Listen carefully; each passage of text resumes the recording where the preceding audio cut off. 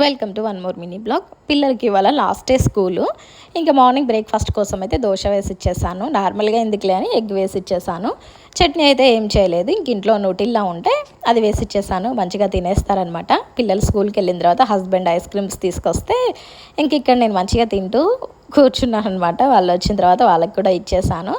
పిల్లలు ఇంకా పడుకొని లేచారు. ఈవినింగ్ టైంకి ఇంకా వాళ్ళకి స్నాక్స్ కోసం ఇంట్లో బ్రెడ్ ఉంటే ఇలా బటర్ వేసి మంచిగా టోస్ట్ చేసేసి దాని మీద నోటిల్లో పెట్టేసి ఇచ్చేస్తానమాట.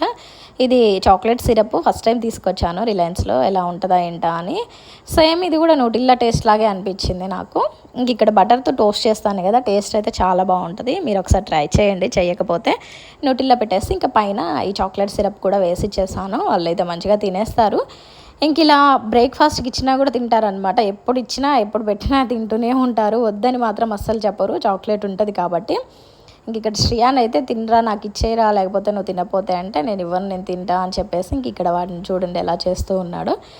ఇంక ఇంట్లో ఎన్ని బ్యాట్స్ ఉన్నాయో ఆరుష్కి, అయినా కూడా వద్దంట. ఇక్కడ చూడండి దోశ గంట తీసుకొని దాంతోనే ఆడుతూ ఉన్నాడు. సో ఇది మినీ బ్లాగ్ నచ్చితే లైక్ చేయండి.